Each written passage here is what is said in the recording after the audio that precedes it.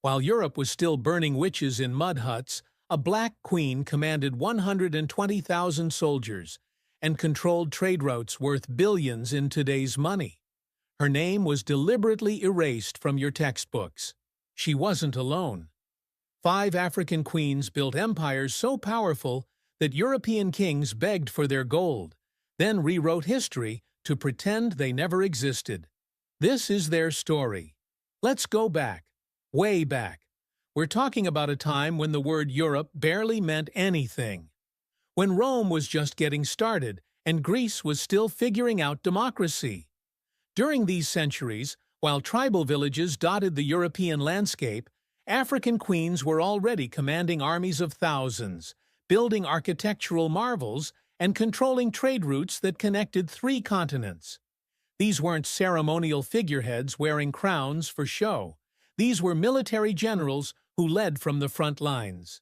Economic masterminds who controlled resources that made kingdoms rich beyond measure. Builders of civilizations so advanced that when Europeans finally arrived centuries later, they literally couldn't believe black people had created them. But here's the thing they don't teach you in school. Here's the part that gets conveniently left out of every history textbook you've ever opened. European colonizers didn't just conquer Africa. They waged a war on African memory itself. They systematically destroyed libraries, burned ancient texts, melted down golden artifacts, and demolished temples.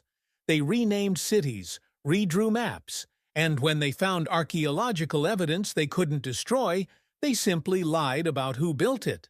They claimed Egyptians weren't really African. They said Nubians were actually more Middle Eastern. They looked at stone cities in Zimbabwe and declared with absolute confidence that Africans couldn't possibly have built something so sophisticated. It must have been foreigners. It must have been anyone else. This wasn't accidental. This was policy. Because if you're going to enslave millions of people, if you're going to colonize an entire continent and extract its wealth for centuries, you need a story that justifies it. You need the world to believe that these people had no civilization, no history, no greatness. You need everyone to think you're bringing light to darkness, civilization to savagery. And so the lie became curriculum. The lie became fact. The lie became the only story most people would ever hear. But the truth survived. In oral histories passed down through generations. In archaeological sites they couldn't completely erase. In ancient texts written by Greeks, Romans, and Arabs who actually visited these kingdoms and wrote about their magnificence. And in the stories of 5 queens whose power was so undeniable that even centuries of erasure couldn't completely bury them. The first queen we need to talk about lived almost 3,000 years ago. Her name was Makeda, though you might know her as the Queen of Sheba. She ruled a kingdom that spanned modern-day Ethiopia and Yemen, and she controlled something that made her phenomenally wealthy: frankincense and myrrh. If you've only heard those words in Christmas carols, understand this. In the ancient world, these resins were worth more than gold. They were used in religious ceremonies, medicine, perfumes, and embalming. Controlling the frankincense trade was like controlling oil in the modern world. Makeda didn't just have money. She had the kind of power that made other rulers need her.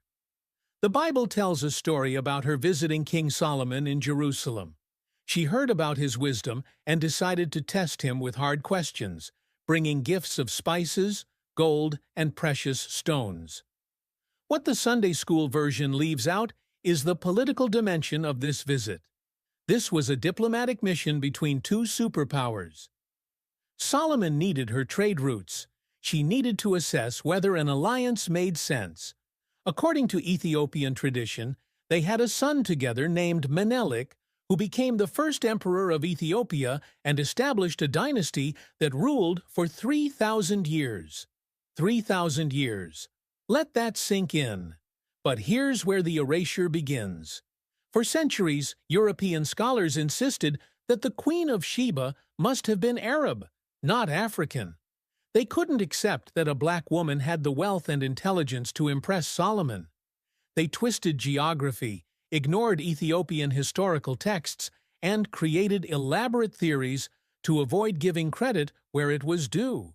Because acknowledging that a black African queen ruled one of the ancient world's wealthiest kingdoms, that she was educated enough to challenge Solomon's wisdom, that she was powerful enough to negotiate as an equal. That would contradict everything they needed people to believe about Africa. Now let's jump forward to around 40 BCE. The Roman Empire is at its height. Caesar Augustus, the first Roman emperor, is expanding his territory in every direction. Rome is supposed to be invincible, the greatest military force the world has ever seen. And then they meet Queen Amanirenas of Kush. Kush, located in what's now Sudan, was also called Nubia. It was an ancient civilization that had been around longer than Rome itself. They had their own pyramids, their own written language, their own sophisticated society, and they had no intention of bowing to Rome. When Augustus tried to impose taxes on Nubia after conquering Egypt, Amanirenas gave him an answer he wasn't expecting. She raised an army of 30,000 soldiers, marched north, and absolutely destroyed 3 Roman forts. She didn't just defeat the soldiers, she sent a message. She beheaded statues of Augustus and buried his bronze head under the steps of a temple so people would walk over his face for eternity. That head, by the way, is now in the British Museum, though they rarely mention this part of the story. Rome was furious. This wasn't supposed to happen. They sent 10,000 legionnaires south to crush this rebellion. And then something extraordinary occurred. Amanirenas fought them to a standstill. For 5 years, this one-eyed warrior queen held off the greatest military machine in the ancient world. She used guerrilla tactics, superior knowledge of the terrain, and tactical brilliance to make every Roman victory Pyrrhic. The war became too expensive, too bloody, too difficult, and so Rome, the empire that supposedly never surrendered, did something almost unthinkable. They negotiated a peace treaty. They agreed to exempt Kush from all taxes. They pulled their troops back and let Amanirenas keep her kingdom independent. Think about that for a second. A black African queen defeated the Roman Empire. Not in legend, not in myth, but in documented historical fact. Roman historians wrote about it. Archaeological evidence confirms it. And yet, how many people have ever heard of Amanirenas? How many history classes teach that Rome lost a war to a Nubian queen? The story gets buried in footnotes, while Roman victories over barbarians fill entire chapters. Because acknowledging that a black woman outmaneuvered and defeated Roman generals disrupts the entire narrative of Western superiority. Fast forward about 1,600 years to the Kingdom of Ndongo in what's now Angola. The year is 1624, and the Portuguese have arrived in force. They're not exploring. They're not trading as equals. They're hunting for slaves to fuel the transatlantic trade that will devastate Africa for centuries. And they've just met someone who will make their lives absolutely miserable for the next 30 years. Her name is Nzinga Mbande. Nzinga was born into royalty, but she had to fight for every ounce of respect in a world determined to deny it to her. When she first met with the Portuguese governor as her brother's ambassador, they deliberately didn't provide her with a chair. It was a power move, meant to force her to stand or sit on the floor while the governor sat elevated. Nzinga refused to accept the disrespect. She gestured to one of her servants, who immediately got on hands and knees, and she sat on her servant's back as if it were a throne. She negotiated the entire treaty from that position, making it clear that she would not be looked down upon. When her brother died under suspicious circumstances and she took the throne, the Portuguese thought they could manipulate or intimidate her. They were catastrophically wrong. Nzinga proved to be a military genius who understood something the Portuguese didn't expect from an African ruler. She understood European politics. She played the Portuguese off against the Dutch. She converted to Christianity when it was politically useful, then renounced it when it wasn't. She offered sanctuary to escaped slaves and runaway soldiers, building her army with people who had every reason to hate the Portuguese. She used guerrilla warfare, scorched earth tactics, and hit-and-run attacks that left Portuguese forces constantly off balance. For 30 years, she held them off. 3 decades of warfare where the Portuguese threw everything they had at her and couldn't break her. She personally led troops into battle well into her 60s. She negotiated treaties, broke them when necessary, and refused every attempt to make her submit. When she died at age 80, she died undefeated, having freed thousands of enslaved Africans and having prevented the Portuguese from fully conquering her kingdom during her lifetime. And how did history remember her? Portuguese records called her a witch, a savage, a demon. They couldn't admit that they'd been fought to a standstill by a black woman, so they demonized her instead. For centuries, her story was either erased or twisted into propaganda about African barbarism. Only recently have historians begun to recognize her for what she actually was, one of the greatest military and political minds of her era, fighting a desperate war against an enemy that wanted to enslave her entire people. But let's go back even further, because we need to talk about a title rather than a single person. In the kingdom of Kush, there was a word, Kandak. In Greek, it became Candace. It meant queen, but not just any queen. It meant a warrior queen who ruled independently, who commanded armies, who made her own decisions without a king telling her what to do. Between about 300 BCE and 300 CE, multiple Kandaks ruled Kush, and their reputations were so formidable that conquerors thought twice before invading. When Alexander the Great was sweeping across the known world, conquering everything in his path, he reached the borders of Nubia and stopped. Ancient sources suggest he heard about the Kandaks and their military prowess, and decided the fight wasn't worth it. Think about that. Alexander, who conquered from Greece to India, who defeated the Persian Empire, who was called the Great, precisely because he seemed unstoppable, looked at Nubia and said, "No, thank you." The warrior queens of Kush had a reputation that made even Alexander hesitate. These queens built pyramids.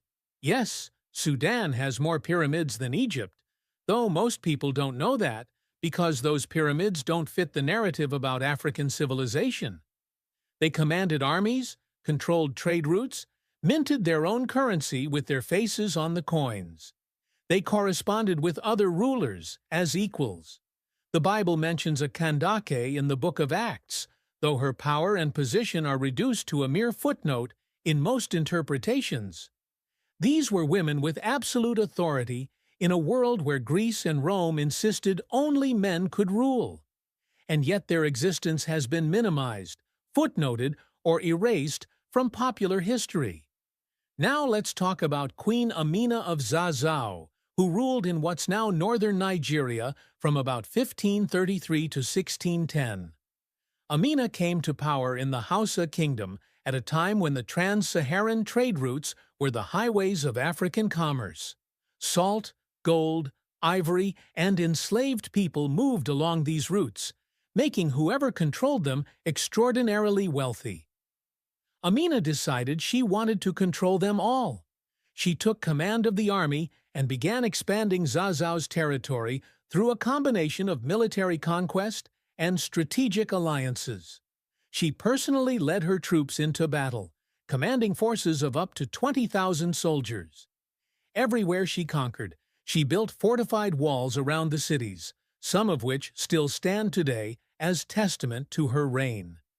She ruled for 34 years, never married because she refused to share power, and rejected every attempt by European traders arriving on Africa's coast to establish protective relationships that would have undermined her authority.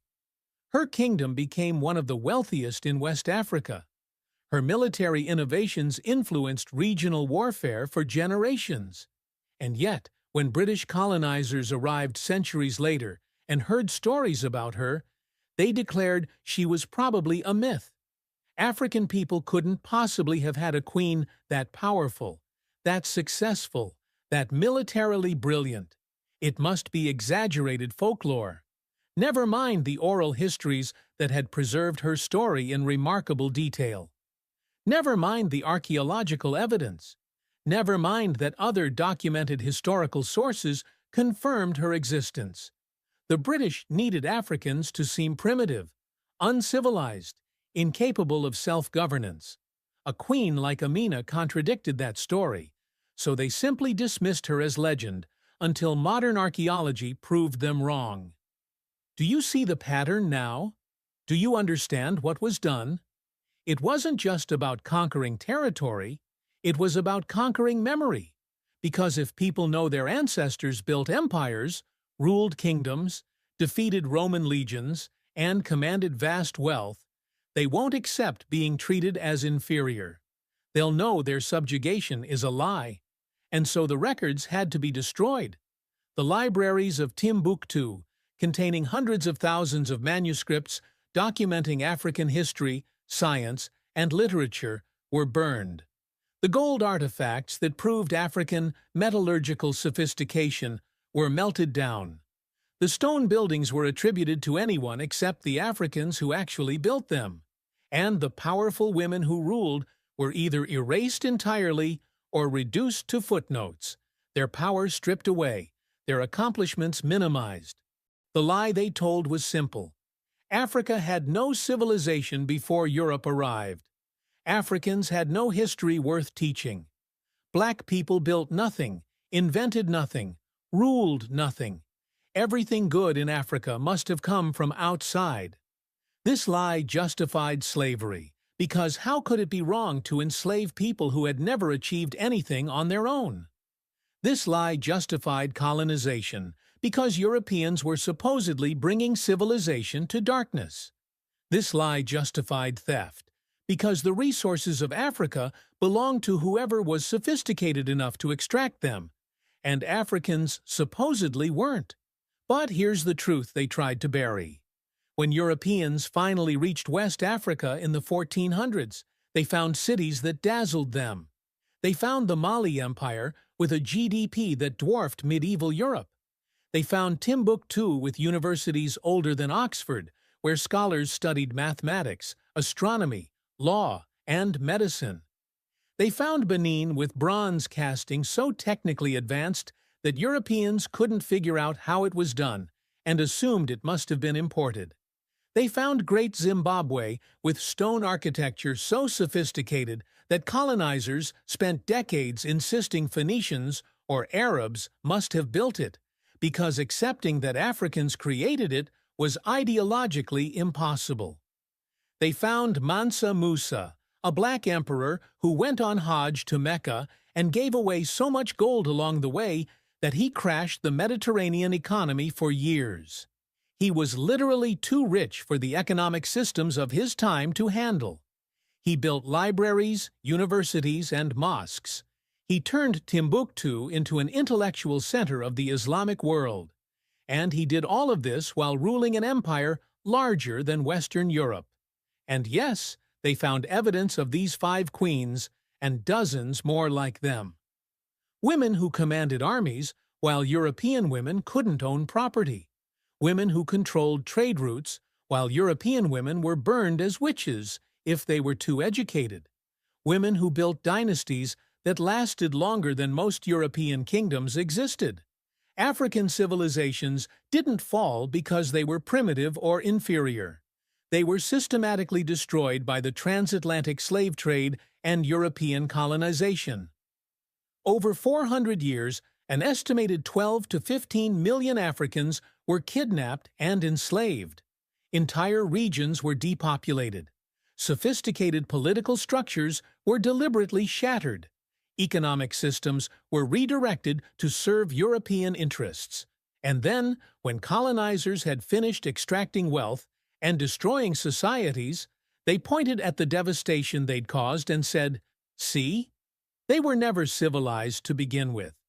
The evidence of the lie is everywhere if you know where to look. Ancient Greek historians like Herodotus openly wrote about traveling to Africa and learning from African scholars. The Bible is full of references to powerful African kingdoms. Kush is mentioned repeatedly. Ethiopia is referenced throughout. Roman coins show extensive trade with Nubian empires. Medieval Arab scholars wrote detailed accounts of visiting West African kingdoms and being amazed by their wealth and sophistication. The proof was never actually hidden. It was just ignored, dismissed, or reinterpreted to maintain the narrative of African inferiority. But by the 1800s, when colonization was reaching its peak, this history was being actively suppressed. It was classified or hidden in archives where only scholars could access it. It was removed from educational curricula. It was declared unreliable or exaggerated, because if people knew that Africa had queens ruling empires while Europe was barely literate, how could you justify the colonial project? If people knew that Africans had sophisticated political systems, advanced architecture, and thriving universities, how could you claim they needed European civilization?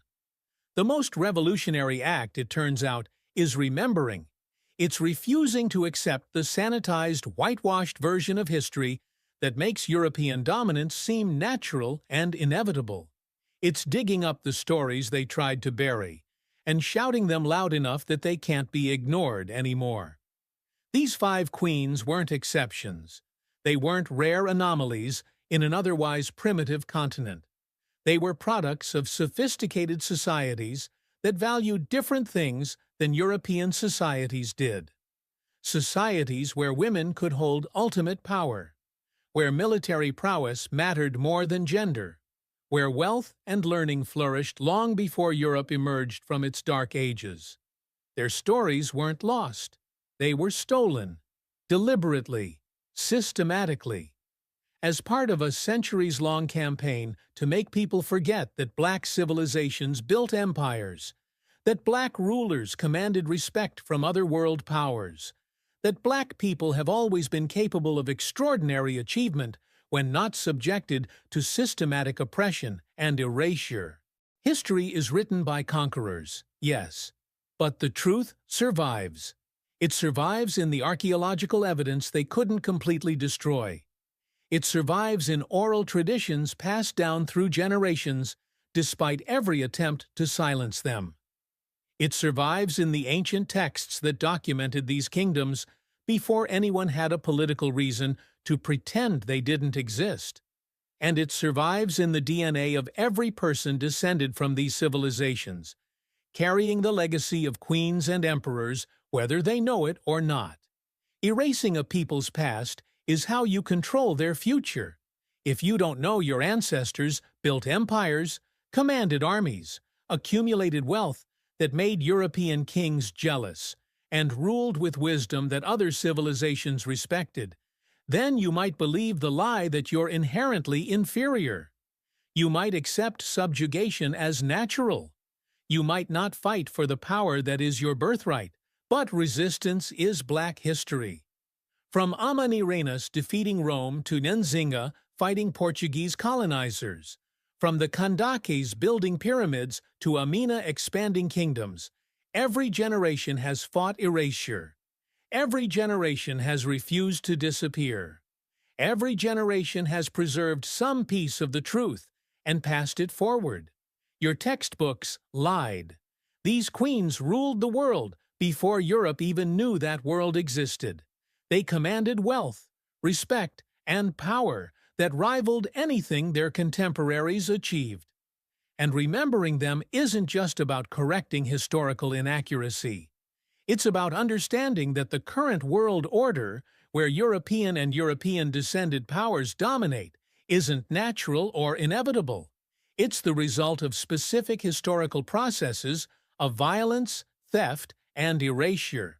It's a construct that can be challenged and changed.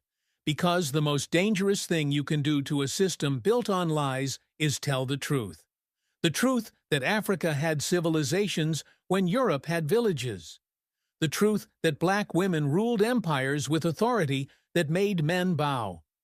The truth that African achievement was systematically erased to justify centuries of exploitation. The truth that we carry the legacy of queens, remember their names, tell their stories, refuse to let them be forgotten again. Because they didn't fight their wars, build their empires, and rule their kingdoms so that their descendants would believe the lies of their conquerors. They did it so we would know, so we would remember, so we would understand that greatness is our inheritance, no matter how many centuries of propaganda say otherwise.